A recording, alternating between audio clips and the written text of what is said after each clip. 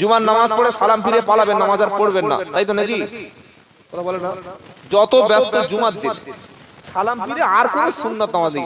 টুপি খুলে টুপিটা পকেটে মুচড়ে এমন ভাবে ধরেছে টুপি হারাটা হয়ে গেছে, এক সপ্তাহ বার টুপি পার হবে, তাই তো? জুমার নামাজের পরে 4 রাকাত সুন্নাত, 2 রাকাত সুন্নাত, আর যত বেশি নামাজ আছে 2 রাকাত 4 রাকাত করে সব পড়বেন, কারণ জুমার নামাজে জুমার দিন আল্লাহ পাক দোয়া কবুল করে। পৃথিবীতে কিছু সময় আছে, কিছু স্থান আছে, কিছু নির্দিষ্ট টাইম আছে যে জায়গাগুলিতে দোয়া কবুল হয়। তার মধ্যে জুমার দিনে বান্দা দোয়া করলে ওই দোয়া আমার আল্লাহ কবুল করে। মুফাসসিরিনরা বলেছে জুমার দিনে তোমরা বেশি বেশি দরুদ শরীফ পড়ো, কারণ দরুদ পড়ে দোয়া করলে ও দোয়া আল্লাহ পাক কখনো ফেরায় না। আর জুমার দিনের দোয়াটা আমার আল্লাহর দরবারে কবুল হয়। পঞ্চায়েতের 150 লোক আছে, প্রধানের বলছে ও কাকা কাকা, বলে কি বলে একটা ঘর দেবে, মেরে তো সবার সামনে বললে ঘর দেবে, কি বলছে পার্সোনাল বলতে হবে না, সব লোক চলে গেছে। এর বলছে ও ভাই, বলছি ঘর আছে, কোথায়, বললে লিস্টে, বলছে হ্যাঁ গোটা পড়ে আছে। বলছে আমার তো ঘর পার নিয়ে একটা হবে, তুই এই জন্য দাঁড়িয়েছিলিস, আচ্ছা দাঁড়া দাঁড়া দাঁড়া, লিস্টটা তোর নাম কি বল? আব্দুল শুকুর, তোর বাপের নাম জুকুর মোল্লা, আচ্ছা ঠিক আছে দিয়ে দেবো, তুই আধার কার্ড জমা দিবি আর 1002 টাকা দিস। কি তো এই যে সবার শেষে প্রধানের সঙ্গে আলাদা বললো, একটা কাজ হবে না? হবে না? আরে টাকা নিন জানি কি, একটা ঘর তো দেবে। সবার সামনে যদি বলে ও একটা ঘর দাও না, ঘর পাবে, মেরে ঘর ঠিক আছে, কি বুঝলে? তো আমাদের উচিত জুমার দিন ইমাম চলে যাচ্ছে যাক, মুয়াজ্জিন চলে যাচ্ছে যাক, সব পালাচ্ছে পালাক, আমার কিছু চাওয়া আছে। আল্লাহ পাক সব সময় একা একা চাইতে পছন্দ করে, সুবহানাল্লাহ বল। এই যে শবে বরাত হয়ে গেছে, সত্য কথাটা বলবো, বললে রাগ করবেন না, ক্ষমা করবেন। শবে বরাতের রাতে একা কবর জিয়ারত করা সবচাইতে সওয়াব, সবচাইতে বড় সুন্নাত, বলুন সুবহানাল্লাহ। আল্লাহর নবী সাল্লাল্লাহু আলাইহি ওয়াসাল্লাম লাইলাতুল নিসফ মিন শাবান, শাবানের রাতে তিনি জান্নাতুল বাকি একা তিনি কবর জিয়ারত করেছিলেন, জোরে বলুন না সুবহানাল্লাহ। ফুরফুরা শরীফে যখন জিয়ারত হয় একা না 500 লোক মিলে? বলেন একা। বসিরহাট আল্লামা রুহুল আমিন রাহমাতুল্লাহ কবর জিয়ারত, বাবা যারা আসছে একটু সামনে তোমাদের মুখগুলো একটু দেখি ভাই, উফ আল্লাহ, সব নতুন জামাই মনে হচ্ছে, তাই তো? আহা আসো বাড়ি একটু ঘুম দিয়ে নিয়েছে, তাই তো? জানে সেই ভয়ঙ্কর মালটা উঠে যাবে। কি বুঝলেন? কবর জিয়ারতের সুন্নাত হচ্ছে একা, কবর জিয়ারতের সুন্নাত একা। জুমার দিনে দোয়া আল্লাহ কবুল করে।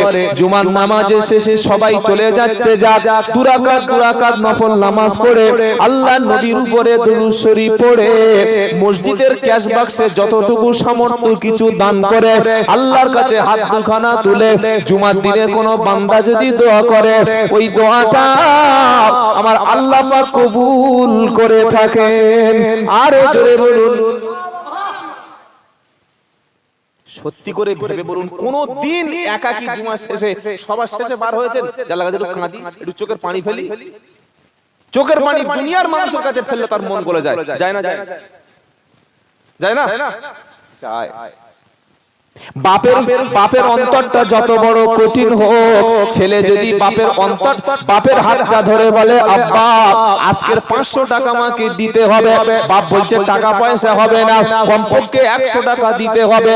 ছেলে যদি চোখের পানি ফেলে আব্বার কাছে কেঁদে বলে আব্বা গো আমাকে 100 টাকা তুমি কি দেবে না বলো, বারবার যদি কাকুতি মিনতি করে, ছেলের যদি চোখের পানিটা বাপের সামনে যদি পড়ে যায়, বাপের অন্তরটা এত নরম, আব্বার অন্তরটা এত বেশি মায়া, ছেলের চোখের পানি বাপের সামনে যখন পড়ে যাবে, প্রকৃত যদি জন্মদাতা বাপ হয় বাপের অন্তরটা হালকা হয়ে গিয়ে 500 টাকা না দিতে পারুক কমপক্ষে 100 টাকা দেবে।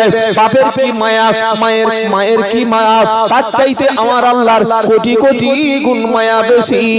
যখন কোন বান্দা গুনাহ করে মদকে মিথ্যা বলে, চুরি করে, জেনা করে, অন্যায় করে, গোটা সপ্তাহ বদমাইশি করেছে, গোটা সপ্তাহ লটারির টিকিট কেটেছে, গোটা সপ্তাহ সুদ খেয়েছে, ঘুষ খেয়েছে, জুমার দিনে নামাজ পড়ে সবাই বাড়ি চলে গেছে, জুমার দিনে সবাই চলে গেছে, বান্দা যায় নাই, মসজিদের বারান্দায় এসে নামাজের পাটিটা পেতে 2 রাকাত নামাজ পড়ে সিজদায় গিয়ে আল্লাহর কাছে কেঁদে বলছে, আল্লাহ আমার সংসারে অভাব আছে, আমার স্ত্রীটা অসুস্থ আছে, আমার মেয়েটা বিয়ে হয় না, আল্লাহ আমি একটা ব্যবসা করছি, আল্লাহ ভালো চলে না। কেঁদে কেঁদে বান্দার চোখের পানি যখন জমিনে পড়ে যাবে, আমার আল্লাহ বলে ফেরেশতারা জুমার দিনে মসজিদে দেখ দেখ কার পানি পড়েছে, আল্লাহ পাক সব জানে, যার পানিটা মসজিদে পড়ে গেছে ওই ব্যক্তির অন্তরটা আমি আল্লাহ কবুল করে নিয়েছি, ও যে দোয়া করবে আমি আল্লাহ ওর দোয়াটা আমি কবুল করে নেব। আর আমি শুকনো মুসল্লি ফরজ নামাজ পড়ে দোয়া করে পালা, কেন জানেন? জুতো নেবে। কি নেবে? জুতো নেবে। আর তা না হলে মসজিদের বাইরে মুরগি দেয়, দেখেছে আপনাদের চলে তো এখন।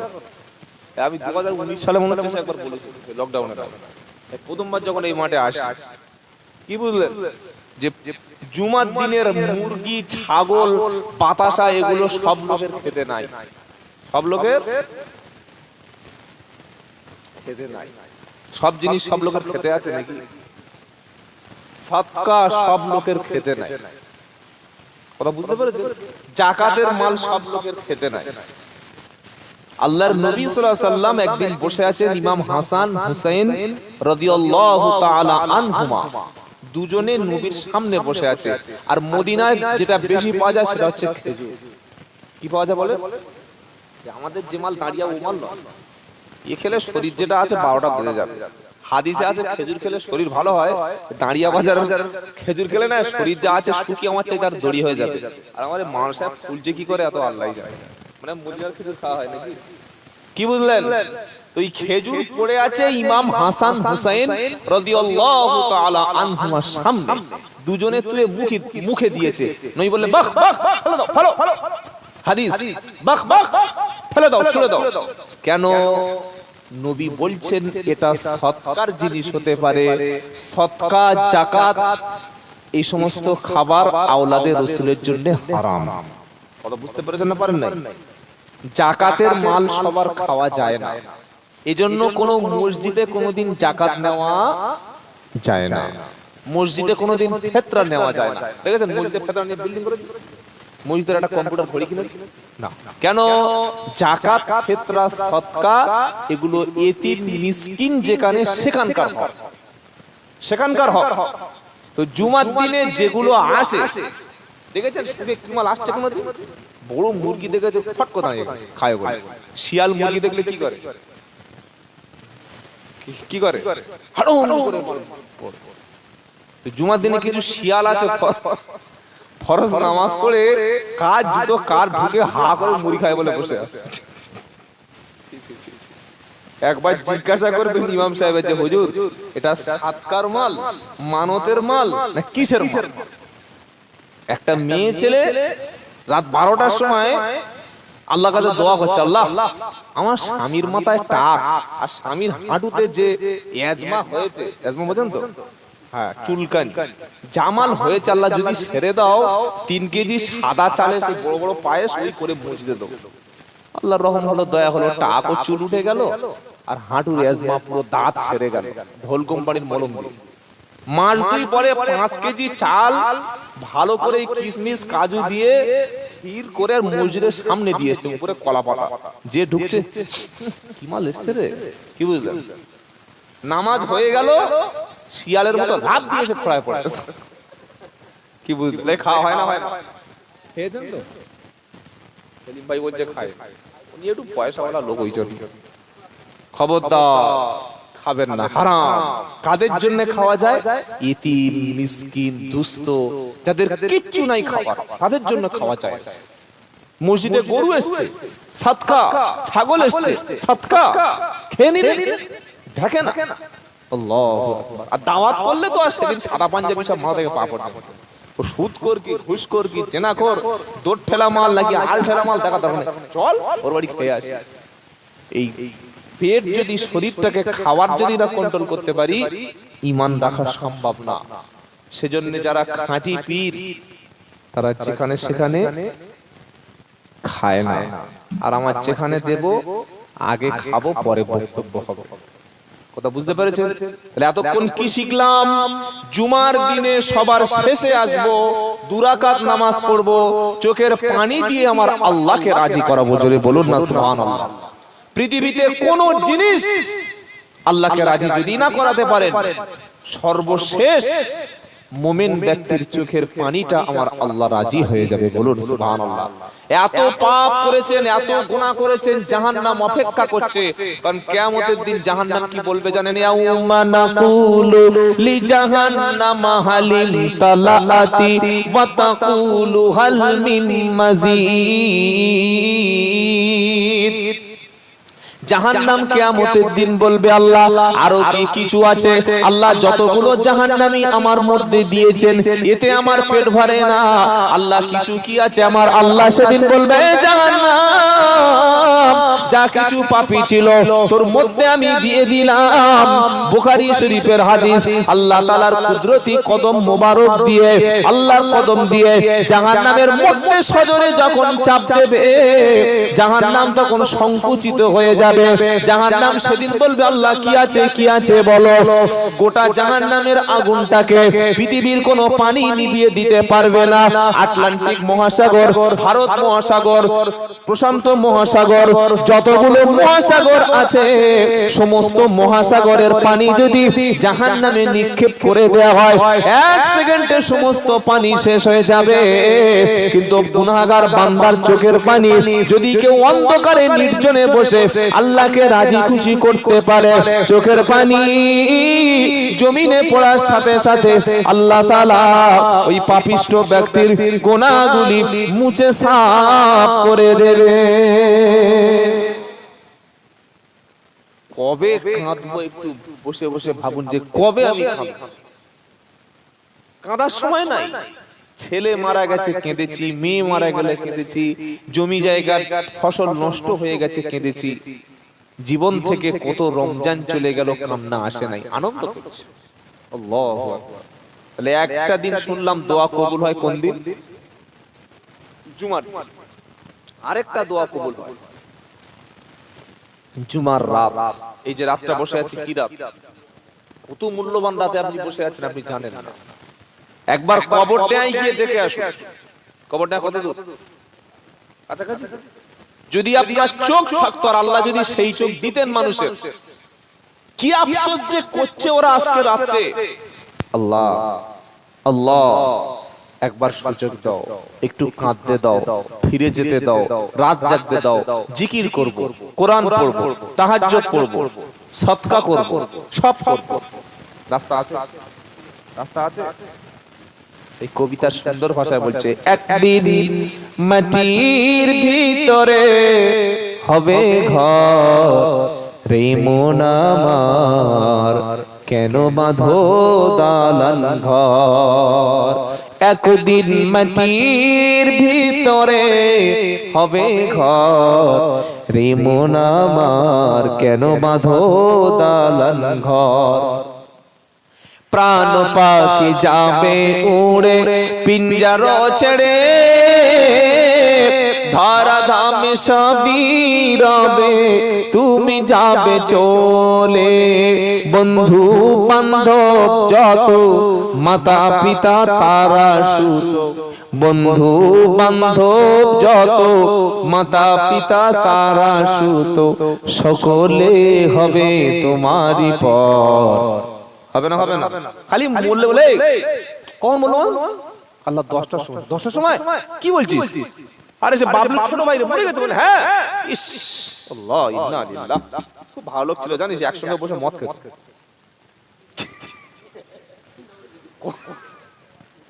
কত ভালো লোক, চিন্তা কর। কি বলছে? একসঙ্গে বসে ইস আজ থেকে আমার মালটাকে দেবে বলতো। ওটা ওটা মদ খদ্দের চিন্তা। কত ভালো মানুষ। কিন্তু নামাজি ব্যক্তি যখন একটা মারা যায় না, তখন শুধু ব্যক্তির কষ্ট হয় না, ফেরেশতাও আফসোস করে, আজ থেকে মসজিদের একটা জায়গা কমে গেল। সুবহানাল্লাহ।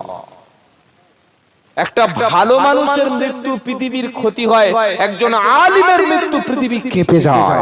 সুবহানাল্লাহ বলতে ইচ্ছা করে না? বিশ্ব বরেণ্য মুফাসসিরে কোরআন, আহা, যার বক্তব্য শুনে লক্ষ লক্ষ মানুষ হেদায়েত পেয়েছে। কি আর বলতে হবে? কে? আল্লামা দেলোয়ার হোসেন সাঈদী রাহমাতুল্লাহ আলাইহি। বলুন না সুবহানাল্লাহ। জানার আব্বাজান ছিলেন দাদা হুজুর রাহমাতুল্লাহ আলাইহির খলিফা। সুবহানাল্লাহ। তো এই দেলোয়ার হোসেন সাঈদী রাহমাতুল্লাহ এত বড় আল্লাহর ওলি ছিলেন, উনি যখন মারা গেলেন তখনই ভূমিকম্প হয়ে গেল। আল্লাহু আকবার। এটা ওলি ব্যক্তির আলামত, ওলি ব্যক্তির কারামত। তিনি ইন্তেকাল করে গোটা বিশ্বকে জানিয়ে দিয়ে গেছে, পৃথিবী পর্যন্ত কেঁপে গেছে। খবর পাননি আপনারা? পৃথিবী কাঁপে না? এটাই তো অরিজিনাল কারামত। আল্লাহু আকবার, আল্লাহু আকবার। তো আল্লাহর নবী বলছেন একটা আলেমের মৃত্যু মানে গোটা পৃথিবীর মৃত্যু। কেন বলুন তো? বড় পীর আব্দুল কাদের জিলানী রাহমাতুল্লাহ আলাইহি তিনি বেঁচে আছেন না মারা গেছেন? মারা গেছে, কবরে চলে গেছে। ওনার মতো আর একজন আব্দুল কাদের কি তৈরি হবে? আমাদের পাড়ায় তো আব্দুল কাদের আছে, কেউ বরফ বেচে, কেউ পেপসি বেচে, কেউ মাটি কাটে, কেউ ধান কাটে, কেউ লটারির টিকিট কাটে। আছেন আব্দুল কাদের? বাপ শখ করে নাম রেখেছে আব্দুল কাদের, কিন্তু এই যে কি কাদের আল্লাহই জানে। একজন আব্দুল কাদের জেনে আর রকম তৈরি হবে না। ইমাম আজম, আমরা যে ইমামকে মানি, সুবহানাল্লাহ, এত বড় ইমাম যার তাহাজ্জুদের নামাজ কোনোদিন কাজা ছিল না। বলুন সুবহানাল্লাহ। যিনি সারা রাত অধিকাংশ সময় কোরআন তেলাওয়াত করতেন। আল্লাহু আকবার। এত বড় মুত্তাকি, তাকওয়া, পরেজগার পন্থী ইমাম একটাও পৃথিবীতে নাই। এই ইমাম আজম আবু হানিফা রাহমাতুল্লাহ আলাইহি। আবু হানিফা তো প্রচুর লোক আছে, আমাদের আবু হানিফা বলে বলে বিড়ি খাচ্ছে আবু হানিফা, কিন্তু আমাদের ইমাম তিনি যে চলে গেছেন, বলুন ভালো করে, কিয়ামত পর্যন্ত আবু হানিফা রাহমাতুল্লাহ আলাইহির মতো একটা আলেম তৈরি হবে? কোনোদিন হবে না। আজ কিছু মানুষ যারা ইমাম আজম আবু হানিফা রাহমাতুল্লাহ সমালোচনা করে, নাউযুবিল্লাহ। আপনি তার মাসলাক না মানতে পারেন, কিন্তু তিনি একজন তাবী। তাবী মানে কি? আল্লাহর নবীকে নিজের চোখে যারা দেখেছে এবং ঈমান নিয়ে মারা গেছে তারা হচ্ছে সাহাবা। সুবহানাল্লাহ বলবেন। আর সাহাবাকে যারা চোখে দেখেছে, সাহাবাদের সংস্পর্শে সোহবতে গিয়েছে, তাদের বলা হয় তাবী। তিনি অসংখ্য সাহাবাকে দেখেছেন ইমাম আজম আবু হানিফা রাহমাতুল্লাহ আলাইহি। এত বড় আল্লাহর একজন ওলি ব্যক্তি ছিলেন। তো তিনি ইন্তেকালের পর ওই রকম আর একটা ইমাম আবু হানিফা তৈরি হবে? হবে না। ইমাম শাফি, ইমাম মালিক, ইমাম বুখারী, ইমাম মুসলিম, ইমাম তিরমিজি, ইমাম নাসাই, ইমাম সুয়ুতি, এদের মতো ইমাম তৈরি হবে? ফুরফুরার আবু বকর সিদ্দিক রাহমাতুল্লাহ আলাইহি, মুজাদ্দিদুজ জামান, তিনি মারা গেছেন, ইন্তেকাল করেছেন।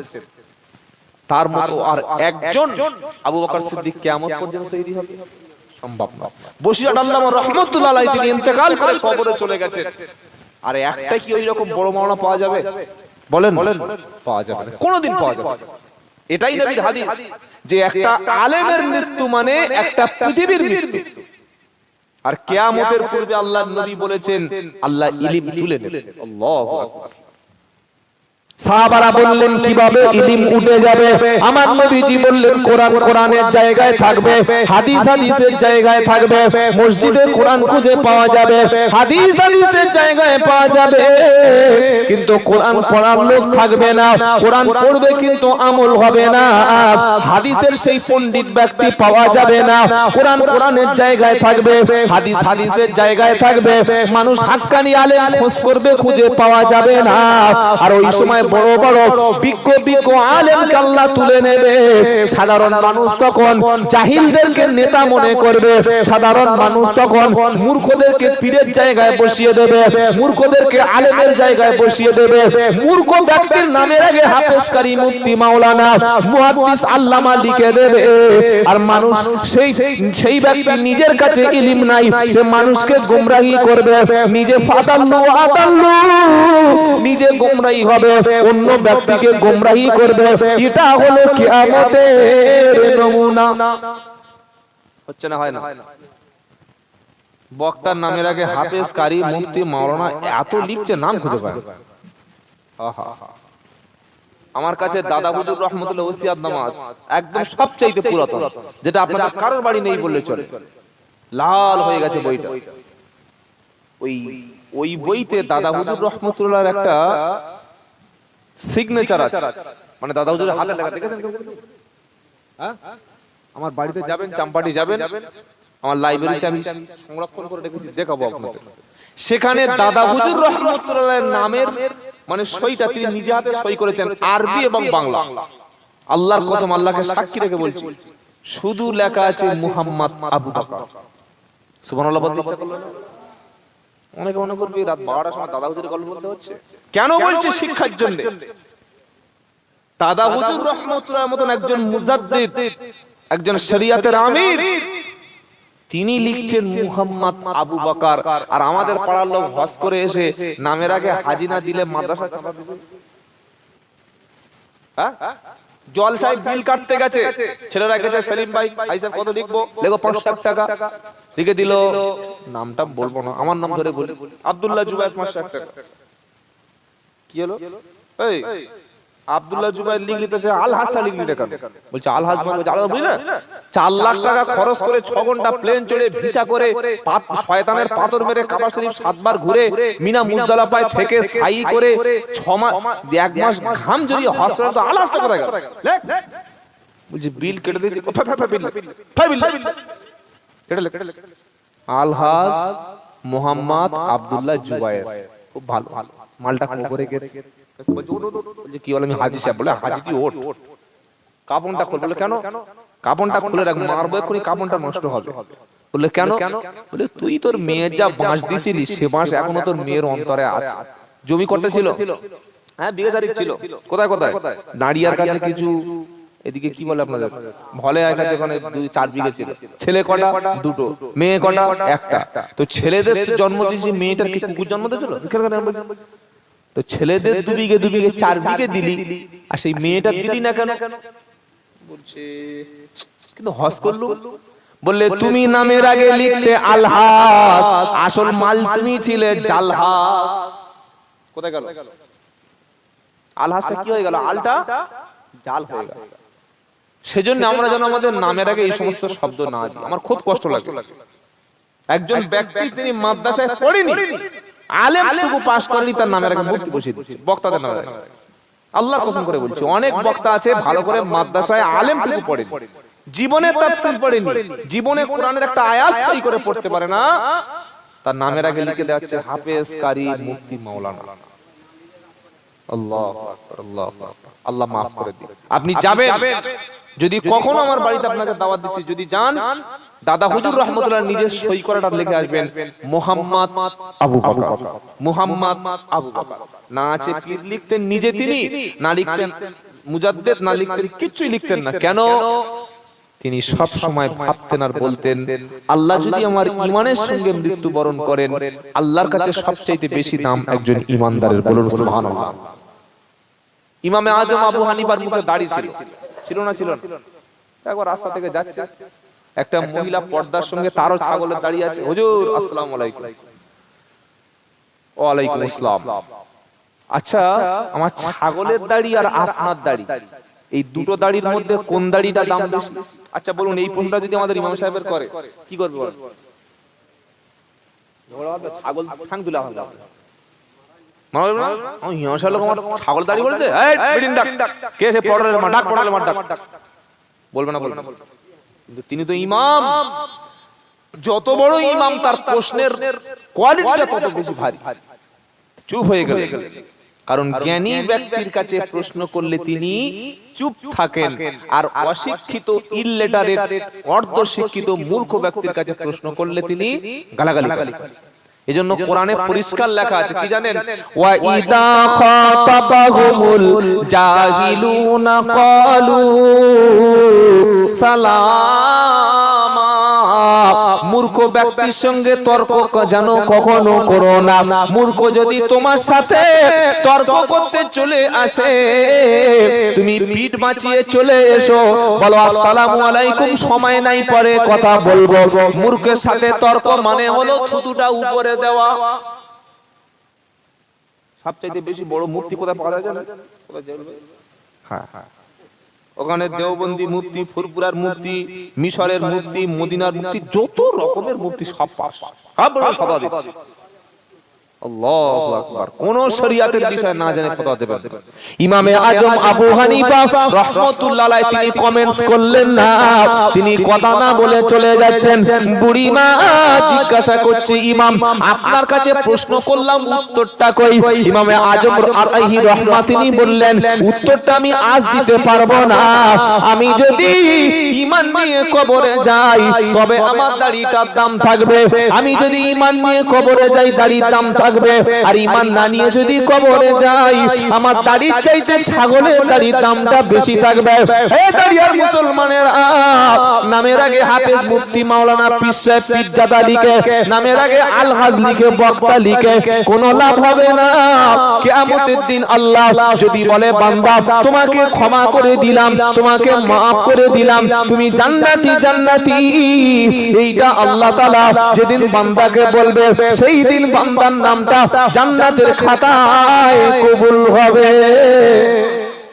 আল্লাহ পাক জান্নাতি ব্যক্তিকে বলবে, ফাদখুলি ফি ইবাদি ওয়াদখুলি জান্নাতি। হে বান্দা, তুমি আমার ইবাদতের মধ্যে প্রবেশ করো আর জান্নাতে তুমি প্রবেশ করো। তুমি মসজিদে প্রবেশ করেছিলে, তুমি মাদ্রাসার সঙ্গে যুক্ত ছিলে, তুমি কোরআনের সঙ্গে যুক্ত ছিলে, তুমি আল্লাহর ঘরের সঙ্গে যুক্ত ছিলে। আমি আল্লাহ তোমার নামটাও জান্নাতের সঙ্গে যুক্ত করে দিলাম। আজও পর্যন্ত আমার নামটা ভেবে দেখি যে মসজিদের খাতায় নাম উঠেছে কিনা। হ্যাঁ উঠেছে, কুরবানির গোশত খাস সলিমুদ্দি 6 জন লোক, সদুকনে 1200 গোশত, কুরবানির সময় নাম লেখা। কোনদিন জুমার দিন নাম লেখাতে পেরেছি আগে? কোনদিন ফজরের সময় আমার নামটা মসজিদের খাতায় লেখা আছে, ফেরেশতাদের খাতায়? জোহরে, আসরে, মাগরিবে, ইশায়, শবে বরাতে ভিড় কার বলে ঠেলে, এই শোন না, আজকে ভাগ্য খুলবো, চল। শবে বরাতে সারা রাত কাঁদছে, এই কবর থেকে ও কবর, ও কবর থেকে ও কবর, সব জায়গায় ঘুরেছে, ঘুরে ঘুরে শুচ্ছে কটার সময়? কথা বল, 3টের সময়। 3টের সময় শোয়া মানে ফজরের সময় কোথায় নামাজটা হবে? মক্কা শরীফে। কোথায় হবে? আহা, অথচ এই হতভাগা জানে না যে এশা আর ফজরের নামাজ পড়া মানে সারা রাত নফল নামাজের সওয়াব। জোরে বলুন সুবহানাল্লাহ। আমি এবছর শবে বরাতের দিনে একটা দোয়ার মজলিস ছিলাম হাওড়ায়, উলুবেড়িয়া। আসছি তখন রাত 4:30। রাস্তায় দেখলাম, উফ আল্লাহ, সিগারেট, বিড়ি, খৈনি, জর্দা, আর কোন শালার মাথা হেলমেট, প্রত্যেকের মাথা ফাঁকা, সব একটা করে টুপি। ওই হাওড়া সেতু, বিদ্যাসাগর সেতু, তারপরে আমাদের 7 পয়েন্ট, এত জ্যাম করছে, এত বেকট ভাবে গাড়ি চালাচ্ছে, আপনি ভাবতে পারবেন না। এটা কি শবে বরাত? উচিত তো ছিল 2 রাকাত নামাজ পড়ে কাঁদা, উচিত ছিল বাপের কবরের কাছে একটু বসে গিয়ে দাঁড়িয়ে জিয়ারত করা, উচিত ছিল কোরআন না পড়তে পারি আল্লাহর কালামটা হাতে তুলে একটু মুখে চুমু খাওয়া উচিত ছিল না? ছিল না? উচিত তো ছিল বাপ আর মাকে ওদিন অন্তত ডেকে, জীবনে তো বাপ মাকে ভাত দিই না, কথাও বলি না, বাপ মাকে ডেকে অন্তত 2 মুঠো ভাত দেওয়ার দরকার ছিল। যে ওদিন যা করেছে আজকে 2 মুঠো ভাত খা, উচিত ছিল। উচিত তো ছিল।